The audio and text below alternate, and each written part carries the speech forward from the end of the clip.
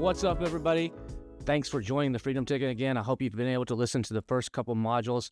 But right now, I've got a special treat for you. I've got a special guest. This is one of the most brilliant entrepreneurs in the world. It's Colin Campbell. You might not have heard of him because most of the really smart people, they're not celebrities, necessarily like Elon Musk or Bill Gates or something. But there's a really large group of smart people that have just started out as entrepreneurs at a young age and just have been crushing it. And Colin is one of them. And in fact, one of the reasons, I talked about in the last module, how you want to actually start this business to be thinking about selling it and to be building an empire, not to just create a job. He actually wrote the book on this. This book right here, it's a pretty big, thick book, but it's easy reading. The type's not too small. But this book is one of the best-selling books out there. It just came out at the end of 2023. And they can't keep them in stock. I mean, all the big booksellers, all the airports, if you go and look at all the lists, it's like number one on every list. Business books, entrepreneur books, economics books, you name the list, it's number one. Colin put this together because he's been doing this since he was about knee-high to a grasshopper, and he's been through a lot of stuff.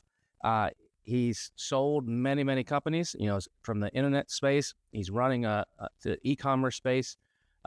His companies sell on Amazon. He's not an Amazon seller per se. He didn't start that way, but he uses it as a marketplace and as a channel. But this is one of the best entrepreneurs out there. So I wanted to bring him on just to talk about how you need to be actually getting in the right mindset and what it really takes to succeed as an entrepreneur as you're starting your journey selling on Amazon. So Colin, super stoked to have you here, man. Welcome to this special module. Well, thank you for having me on. And quite frankly, there's been a lot of failures along the way, Kevin. It's not been perfect. It's been a roller coaster. And the early career I had the first three companies I started, we ended up closing or shutting down in the first 10 years of my career. And it wasn't until we began to figure out that every company that starts, scales, exits, and repeat, in every scenario, we need to look at the people, the story, the money, and the systems. And by the way, it changes between each stage. It's different in start than it is in scale.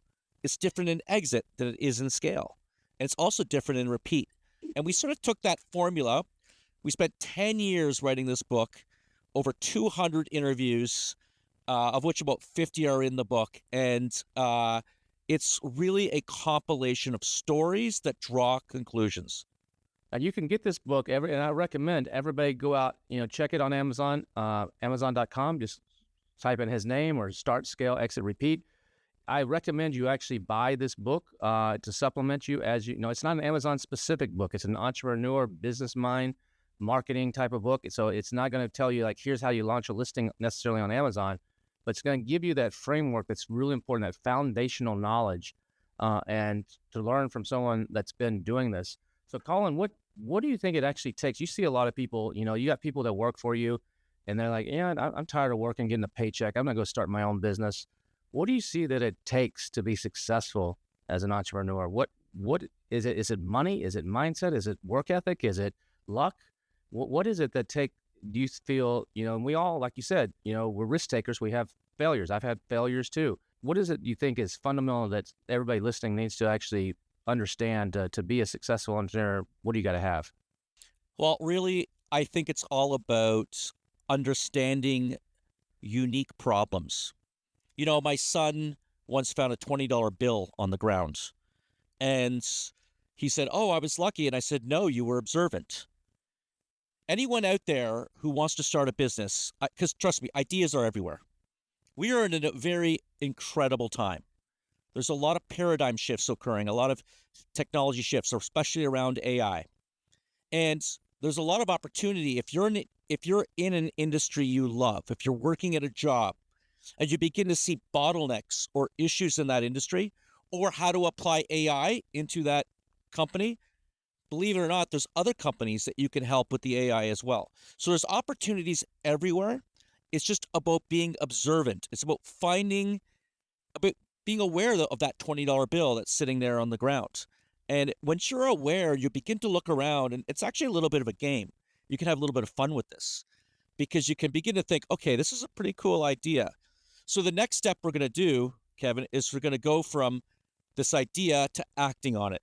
And sometimes the actions you take can be small, but there can be significant. Okay, so one of the first things I do is register a domain name. I'll look at the domain name. The other thing I do is I go to the trademark database. This is very important. Go to the trademark database and search for that name. Then I'll literally put a logo on it, and we'll build a business plan around it. In the book, I have a business plan you can build in 30 minutes. It's called the 4 Sticky Note Business Plan. And then we vet it. We don't vet it with the yaysayers or the naysayers. We don't want to show mom our concept because she's going to love it, right? So she'll say whatever. She's going to love it. What we want to do, though, is we want to vet it with peers. We want to vet it with others in our industry or others in our community that can help us take our idea and even make it better. That's why I often recommend that people join an incubator, and they're free. A lot of them are free around, the United States and Canada. You can join them. They don't cost you anything. And you can get a lot of good feedback, make connections, find out how to get government funding, also do pitch competitions. So that's it. So you got your idea. You're going to want to take that idea and act on that idea. Now, let me just share one quick story. Back in 2005, my friends and I, we were sitting in a dacha in Ukraine. And we had multiple companies we owned at the time, including one was an app development company called Brisk Mobile. We developed games and different types of apps for the mobile phone. And we were complaining about how hard it was to get a taxi when we traveled around the world. So we said, why don't we come up with this concept? We'll call it My Yellow Button. We even registered the domain name. And it would be this yellow button. You press this yellow button and you can see the car coming to pick you up at your location. Well, we went back to the United States. We didn't focus on it. They focused on some games or whatever it was, and the team. And it was a fairly large team of about 30, 40 programmers. No one focused on it. Well, 2 years later, 3 years later, you saw Uber and Lyft and, multi-billion-dollar companies. So don't be one of those entrepreneurs that sits back and has great ideas their whole life, but they never act on it. And then they say, oh, that was my idea. People will start they're using Amazon in this case as their opportunity because they're looking for those $20 bills and those opportunities on Amazon, and they will not start. They're afraid to pull that trigger. They've got $5,000 or $10,000 or their life savings, or they borrowed some money from a rich uncle, and they're just afraid. So they bounce from course to course or from YouTube video to YouTube video, trying to learn, reading books. And you should read, books like this book. But once they've read this, they don't take action. They go find, oh, well, there's something I still don't know. I'm not sure yet. So there is an element of risk when it comes to being an entrepreneur, right? What is it? How do you make that shift from working for someone for a paycheck to basically taking all the risk on yourself? And how do you make that shift? I think you can reduce that risk substantially. Believe it or not, 82% of startups fail because of cash. They don't have enough cash. So I say in the book, I often talk about this, is that there's a 4 sticky note business plan, and you really need to figure out your stage gate. That's a point in time where you have your MVP. You might have your first product that you can get onto Kickstarter, whatever it is. There's a certain point in time. And we want to make certain we have enough funding before we step forward. You can have the best concept in the world, the best people, even great systems, but if you don't have the right funding, or if you don't have enough funding to get to your first stage gate, then you're not going to make it. So I often say, let's lay it all out in a small business plan. Let's identify exactly what we need to do to get this business off the ground when it comes to people, when it comes to the KPIs, the key performance indicators, those metrics that we're going to want to track very closely. When it comes to, and when I say people too, I'm also referring to consultants, people outside. They don't necessarily need to be employees, but they're critical for the launch of your business as well. Could be your patent attorney. E-commerce is a great space. We love e-commerce. You can grow very quickly in e-commerce, but you need to think about how you're going to protect your e-commerce business as well. And patents is one of those. So you're going to want to think about your story, your people, the money, and the systems. 4 sticky notes. Each one, we have a title for each one in the book. And if you lay it all out, you can reduce a lot of stress on yourself, and you can push the naysayers aside as well. You say, look, I have given myself 6 months to deliver this product, prototype, whatever it is, or sell 100 products, or have my first delivery, test it, and actually get a ROAS, a return on ad spend of less than 30%, whatever it is, whatever that point in time is. It's important to set that when you first set out. And when you do that, it reduces a lot of the stress. And I'm actually a big believer in moonlighting, by the way. I think if you have a job, you're working, they're paying you, that's great. You can do things on the side. But again, there is a formula for starting a business. There are a lot of things you want to consider. First of all, how scalable is it? Can you build a moat around it? And does it take advantage of a paradigm shift or technology shift? A shift like AI, for example. That's an important concept. Every one of the companies I've done has really been in a new space. It's taken off not because we were copycats. One of the key ingredients to succeeding is the story and what your story is. And in that story, if you have an X factor or you're different than your competition, that can be key. Back in 1979, there was a gentleman named Joe Foster. We interviewed him for the book. He started a company called Reebok. He was at $9 million in sales. One of his employees saw some ladies doing something called aerobics. They decided to design shoes that no other shoe company was designing. Okay? No other shoe company was going into the aerobics space. They decided to build shoes or design and manufacture shoes for aerobics. They launched that. Jane Fonda wore the shoes. The company went from $9 million in sales to $900 million 4 years later, all because they went into a space that Joe Foster calls the white space. So when you're talking about e-commerce, it's really important to think about how you can be unique and different. At paw.com, we pioneered the memory foam dog rug. We pioneered the entire category. We filed as many patents as we could, design patents, utility patents, all those things.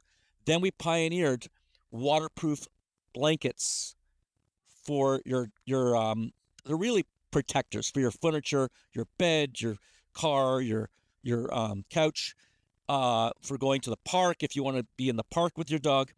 And then the next thing we did is we pioneered the memory foam car seat. We're the only company in the world that had a 2-seater memory foam car seat, and then we did a 3-seater as well. Look, we went into the white space. We tried to figure out how we could be unique and different.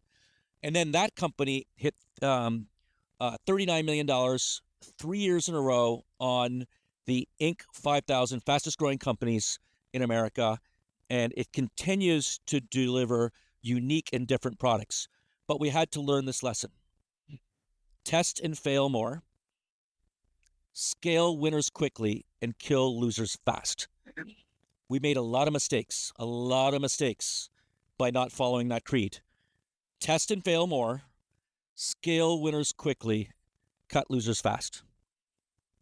I think that's important. You're going to see here in the Freedom Ticket, we're going to be talking about some of what Colin just said. This is coming from the horse's mouth here. I mean, this is a guy that's been there and done that, and so have I. But you need to have enough money. We're going to have a whole module where we talk about how much money do you need, and maybe you need more than what you have. Then you got to change your sights.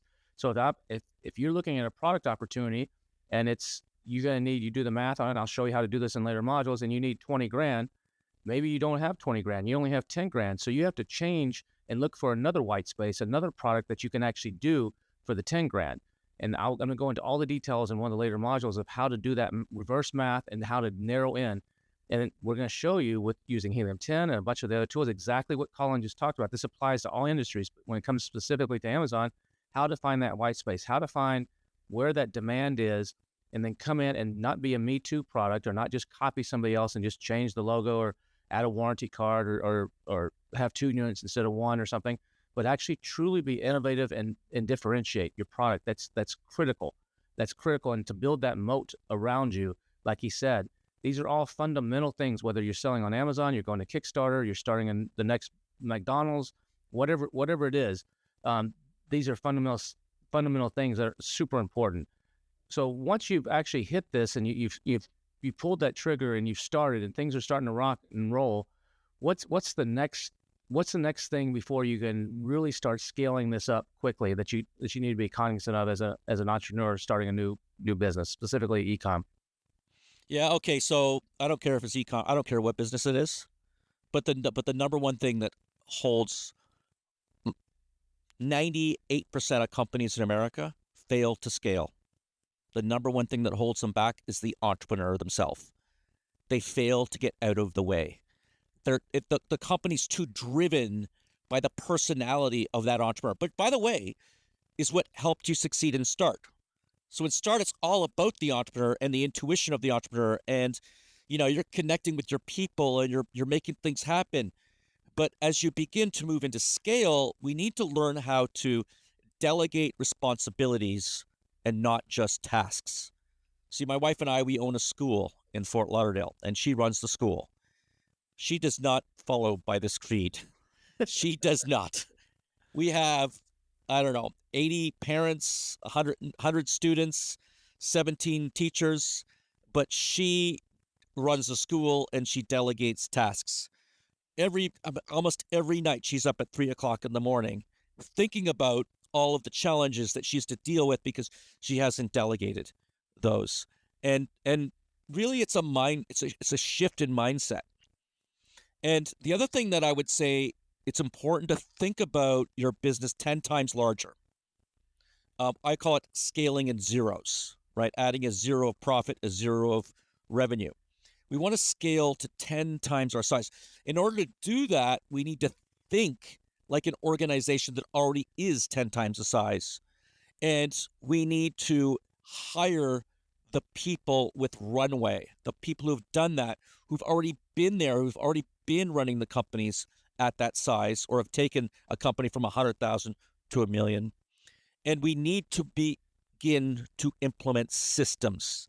See, entrepreneurs are often like cowboys, right? We're all sort of like doing our own thing. We're breaking the conventions. But the reality is there's a lot of systems that have been proven out there that you can follow that can help you scale your organization. And we're talking 2 days of strategic planning per quarter, 88 days of execution, weekly meetings, goal setting, daily sales huddles, sales playbook, profiling your employees and prospects, find the right people, take those people who are different than you, who are you need for other positions in your company, and profile them for that position. Profile yourself. When I say profile, I mean actually take a test. Go on the internet. You could do a DISC profile, DISC, and actually test yourself out.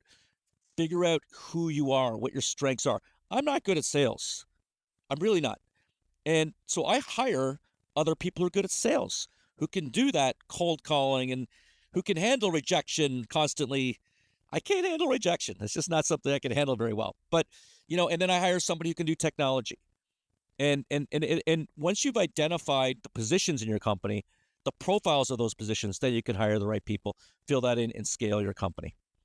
So at what point? So I'm the solo entrepreneur. I've got the idea. I've started, and I'm going. But I don't have a lot of money to to have this whole infrastructure. At what point do I need to start thinking about? I mean, you said start thinking about the zeros from day one. But what point do I need to I need to carve out a way to hire my first, if I'm doing e-commerce, my first customer service agent, or I need to hire my first inventory manager, and then stair step that up. Which means probably I'm taking less money out of the company in the beginning because I'm going to reinvest to get this to go. So what do you advise on? How do you know when those magic points are, especially if you're coming from a not a huge budgetary point of view, when you start adding these layers of people to actually get out of your own way? And what do you recommend on that? Yeah, one of my favorite chapters in the book is a chapter called Customer Funded Startup. Okay, this is using your customers' money to fund your startup, whether it's charging an annual fee, or even with your suppliers as well, going to your suppliers. In e-commerce, this is important. Try to develop a relationship with your supplier. So we're going to come up with unique ideas to figure out how we can start the business, how we can grow the business. Do we charge annual memberships? Do we charge a VIP membership that gives access to certain things that others would not get to help fund the company? It really is all about thinking through the different ways we can do this. The reality is you can start your business with not a lot of money. And I would really encourage you to consider joining a local incubator. Customer funded startup, I'm sort of like in between on the crowdfunding apps or services on the internet. I think it's a great way of getting your product out there, proving it, but I really encourage people who do go on those sites to patent their products first. There's a lot of copycats, and I've seen it happen where people will come out and they'll launch a product on these sites, and then others will copy them if they're popular. So I'd be careful with that.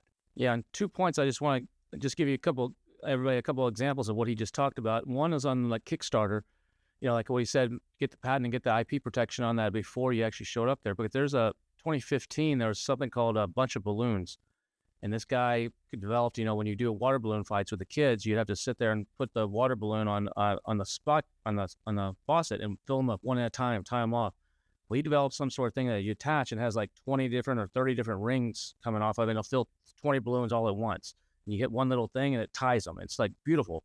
And he did that on Kickstarter. It went well. Then he sold, went to Amazon, was crushing it on Amazon. Well, he didn't have the IP on it. So for a year, basically, while he was getting his ducks in a row to get his IP going, the infomercial people came in and started doing a similar product. And they called it, instead of a bunch of balloons, they called it a basket of balloons, or I don't know what the heck it was called, something different, and just blew it up. Now, he benefited a little bit because people would go to Amazon and they'd find his product. But for that 1 year, it's nothing he could do about it. But then once, and these infomercial people, they knew it. And we don't care. We'll take advantage of it. And if he tells us to stop, we'll either stop. If it makes sense, we'll work out a deal with him in the end once he gets the patent. And so that can happen. And then back on the customer funding, I did this with one of my companies. We needed to raise money. And I was like, how can I? And starting with lower money can actually be good. Like you said, the VC stuff, because you get crazy money. You don't know how to manage it. And you don't get innovative. You figure that, well, we just have the money, we'll pay for it. You don't have to be creative in what you're doing and watch everything as closely as you might. So when I started one of my companies years ago, we started a membership plan called the Gold Club. It was $99 a year. And we had a little membership card, like a little credit card company card. And we had Continental Plastic Card Company in Fort Lauderdale. I'd send them every week.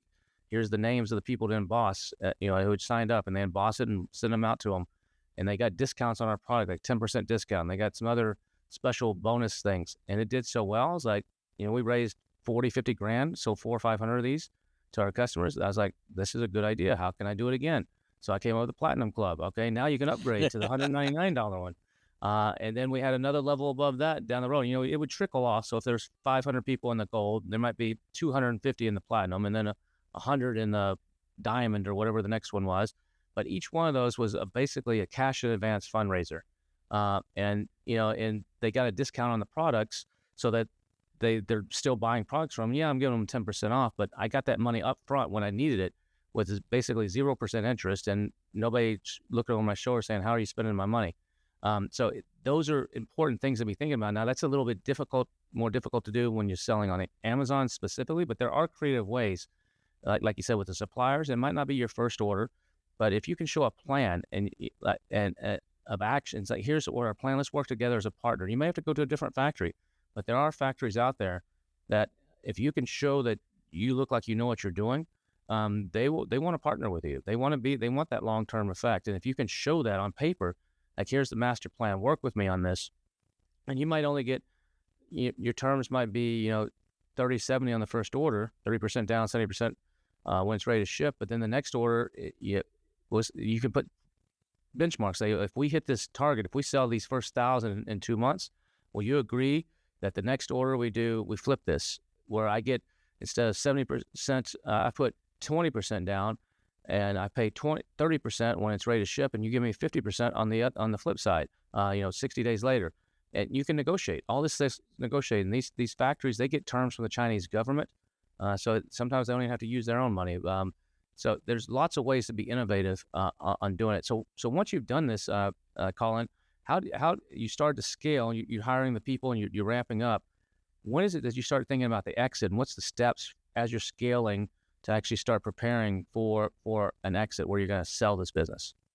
Well, it's interesting because, when I first started my businesses, I never even thought about exit, right? But the Most reality people is don't. now when I start a business, I think about the exit on day one, right? I make certain that we have a virtual drive in place, that all contracts are in place correctly.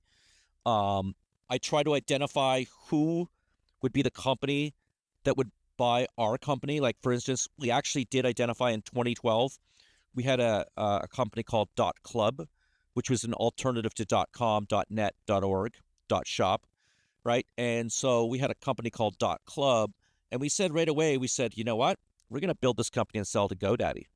8 years later, we sold it to GoDaddy. I mean, it happens. And when you begin to think about selling your company, you're going to want to really think about three types of buyers. Okay. You've got cash flow buyers, you've got competitors, and you've got strategic buyers. Now, cash flow are going to pay you the EBITDA multiple. And unfortunately, right now, it's not a good time to be selling your e-commerce business. The EBITDA multiples are relatively low compared to where they were 2 years ago, 3 years ago. They were quite significant. But they're going to pay you strictly based on, take a company like p.1. Okay. We have a set of products that we have. If we sell to a private equity or cash flow buyer, they're going to look at our earnings per share and say, we're going to give you 4, 5, 6 times your earnings per share, whatever it is. It's a great brand. It's a good company. So maybe we'll get a premium at 6 times. Okay. But if we sell to a competitor, we might be able to eliminate $1 million of expenses, which all of a sudden now gives you a lift on that EBITDA number. Now, they're not going to give you 100%, but they're going to give you somewhere in between. But then if we sell to a strategic buyer, like let's say a Petco or some bigger company like that, who could say, hey, we'll take their patents, we'll take their products, we'll sell them across our customer base, and we'll 10x their business. So I'm willing to give you a premium for your business. So begin to think about three types of buyers from the day you start your business. And so when it comes to actually selling, what are some of the pitfalls that people are not prepared for? They, like you said, they don't have the documents, the document database. They have to scramble to find this document from some graphic artist they hired 4 years ago on Fiverr that says that it's a work for hire, or have to go back, track them down, or whatever. What are some of the things that you see are common that when people go to sell that they're not ready for, that kind of shocks them?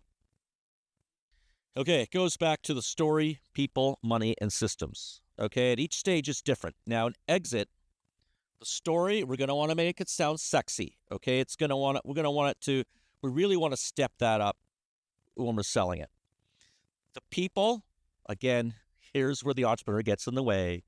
The type A personality, the rah, rah, rah, look what I've done. But the reality is they need to step back.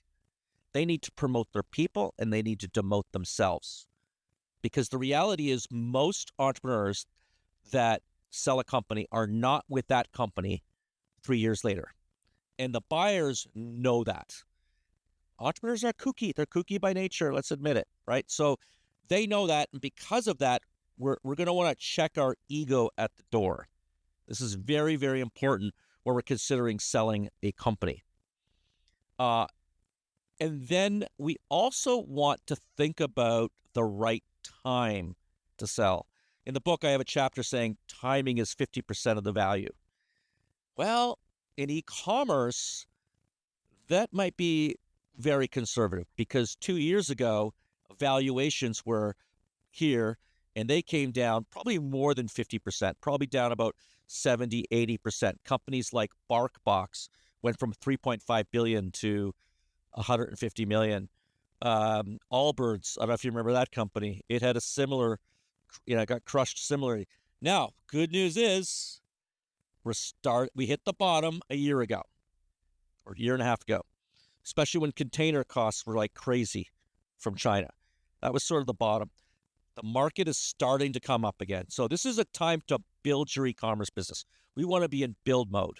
But 2, 3, 4 years from now, when the market's frothy, then we want to, what I call exit stage left.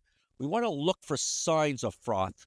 Do you remember 2021 when you saw Bored Apes $500,000 cartoons selling for $500,000? You Some of them saw for over $1 stock, million. Some of them yeah, for over $1 million. you saw a stock called GameStop violate any rules of economics. You saw SPAC after SPAC, special purpose acquisition companies launching on the stock market.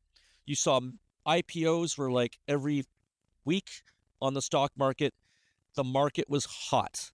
And when we begin to see that kind of market, that's when we want to exit. So timing is half the value. And you always want to exit when you're on the way up, not when you've leveled off or are declining, ideally, right? It's so freaking hard, though. So how do you know? So, It's like, this happened to us. Like, if I just hold on another year, I can add another $20 million to my exit figure or to my bottom line. But do I hold on if something changes? What if there's another war, or the container prices go? You don't know if the COVID's gonna. That could have happened to people in 2019. They're holding out, and then the whole world goes to hell because of COVID, and things change. How do you? What's the gut feeling? I mean, you've done this a lot more than I have. When is that gut feeling? It's like, all right. I know we could make this better, but I just got to take some cards off the table. Well, how do you do that? Again, in the book, I talk about look for the signs of froth in the market. But the one particular thing that you want to look at, if you really want to be scientific, is number of IPOs per year. All right, there are virtually no IPOs in 2022 and 2023. It just dried up. So if you want to look at one metric, you want to look at the number of IPOs. When you start seeing record IPOs, very hot stock market, it all scales down. It all comes down, by the way. So if the stock market and the e-commerce companies are doing well up here, the retail companies, then it's all going to come down. What was crazy is when the market collapsed or fell in 2021, the private equity and venture capital were still sort of paying higher valuations. So it does take about 6 months to adjust, but we want to look for signs of froth in the market, and probably the best way is to just look at the number of IPOs that are happening. Interest rates might be another barometer to look at too, right? Oh, interest rates have been devastating for startups. It's inflation, interest rates. I mean, it's been horrible. Our loans in some of our businesses have gone from 3% to 9%, and these are government-backed loans. I mean, 9%, you're almost like thinking, it's almost like, whatever. But then you look at other inventory loans like Shopify and some of these others, and you're in the high 30s. I mean, you really got to watch out. That's another thing about, we learned in e-commerce is when you get inventory loans, you really have to find the right company to back you on those loans, because some of the interest rates are, in my opinion, almost criminal. And you've got to watch out for that. And the companies are taking these high interest rate loans. Yeah, they might do okay, but then over time, it's just too much of a risk, and it's not something most companies should go down. So looking for alternative ways to finance the inventory other than these inventory loan companies, I think that's an important, and it's something that's important in 2024, because that's, the high interest rates are definitely impacting our ability to fund these companies. But you can't, but I'll tell you this, I've said a lot of negatives about the e-commerce business, okay? But let me say this, it's never been an easier time in history to launch an e-commerce business. Never. You have a platform like Shopify, which costs you almost nothing. It really is the standard. I don't think there's a way to go. You have Amazon, which costs you almost, it's not like you have to pay $50,000 to get onto Amazon. You just need to learn the skills of how to make Amazon work for you. You need to learn how to use Shopify to make that work for you. We now have AI, so you can become an expert in your industry. I wrote an article yesterday. We have a new product coming out, and I wrote an article, and I said, so I just personalized it a little bit, prompted it, talking about my dog, Ginger, We went shopping, ways to take your dog give me 7 ways to take your dog shopping and the things I should know as a consumer. Frickin' done in 30 seconds on ChatGPT. We can become the expert in our space. We don't have to be the best writer in the world anymore. So we have ways of launching on Shopify and Amazon.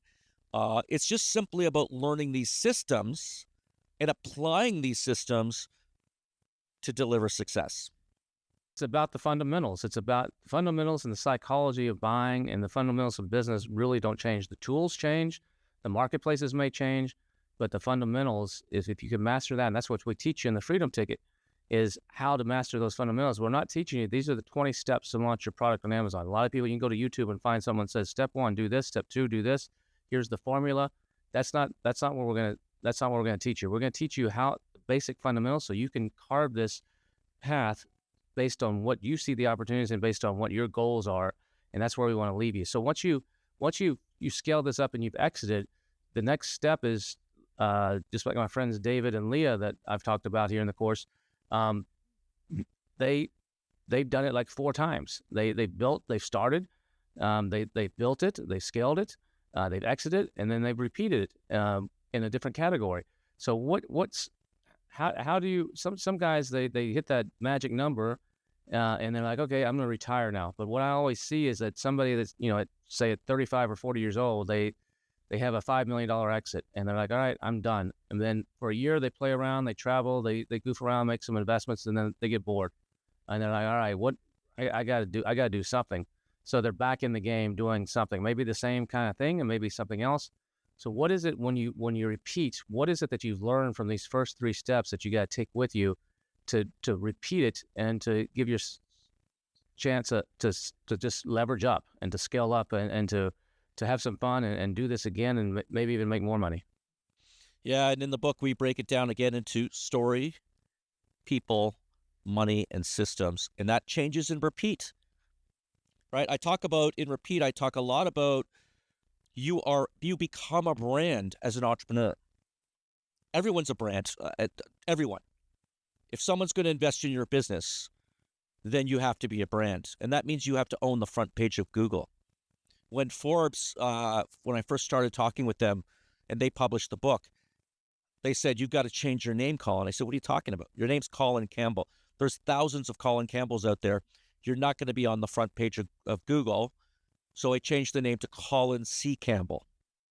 All right. So we want to think, how are we going to brand ourselves, be on the front page of Google? How are we going to get a Wikipedia up on us personally? What are we going to do to ensure that we have the right messaging? Because everything you do, whether it's a podcast, whether it's a Clubhouse talk, or whether it's, it's all being captured. And everything's about image. And we're going to want to portray a particular image so that we can raise money from other sources. We don't want to be using all of our own sources. We want to start, scale, exit, take some money off the table, repeat. So we're going to want to use other people's money when we get to repeat. We have the experience. We've done it before.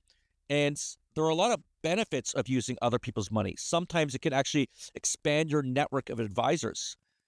When we launched our last company in 2012, or one of the companies, we raised $7 million, and I did it from 37 LinkedIn contacts and closed 26 investments. Now, a lot of that, again, is reputation. So we really, really want to value our reputation, and how we act and behave when we sold our last company is important going forward as well. If we have a good reputation, people will continue to follow us and they'll continue to invest in our companies. Today, I run about 20 companies. I'm involved in 20 companies. I'm principal shareholder of 10 of those companies. And it's not all my money funding these companies. We have, in every company, no company I'm CEO in. In every company, we have a CEO. But in all those companies, I've brought investors into those companies to help us scale those businesses. And we have a number of e-commerce companies. We have a dog products company, I told you, paw.com. We also have a eyeglass company called Hip Optical. sort of a Warby Parker, but a little bit more edgier. All right, that kind of stuff. There's a cat company in our incubator as well called Meowingtons. Cute little company, whatever. But we do love the e-commerce space because it's a way of growing very quickly. But again, the key is just got to be different. And you have to solve a problem. When you're first setting out to do your business, we have to identify a problem or a challenge or a bottleneck in a particular industry. And when we identify that, then we can build products for it, go into the white space, test it, and I mean test it to your existing customers. Test it through your Facebook advertising, your Amazon advertising. Once we've got a product that we can hit below a certain ROAS, return on ad spend, then scale to infinity. That's what we call it. So in closing here, I think if you could give everybody listening three things of advice of either the three best advices that you've ever gotten in business or three things that you've learned that you want to give advice to others to, like, these are the three core things, like if I can leave you with anything, I want to leave you with these thoughts. All right. For me, it's hire people with runway. Jack Welch, he's the one who said that, who's former at General Electric, former CEO. Hire people with runway. In the book, I've tried to take it down to a formula of, okay, if they're at this level, hire them. If you're at 100,000, hire people who've gone to 1 million. If you're at 1 million, hire people who've gone to 10 million. So that's one. Two, I will say, learn how to delegate responsibilities and not tasks. Look, the reality is most entrepreneurs, you're good at what you do. We all know that. Your dominant personalities make it so that you can get done. But the reality is, it's holding you back. Nothing's better than when you have others who are pushing forward and you have to pull them back. It takes too much effort to push people forward. The last thing I will say is start, scale, exit, take some money off the table. Repeat, you are an entrepreneur. Your identity is not based on your company. You're not the CEO of this company. You're an entrepreneur and your trade is entrepreneurship. And we need to learn how to master that trade. And then we'll become very successful so that we can start, scale, exit, repeat over and over again.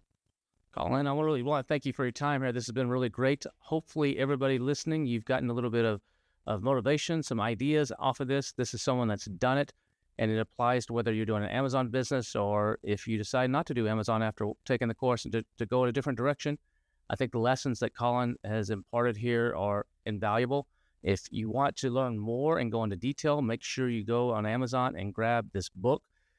It will, like he said, it's a collection of a whole bunch of interviews and stories from his own personal business and others. There's a lot of valuable lessons here. I think it'll help you as well. Looking forward to seeing you in the next module. Thanks again, and we'll talk to everybody soon. Thanks, Colin. Sounds good. Thank you.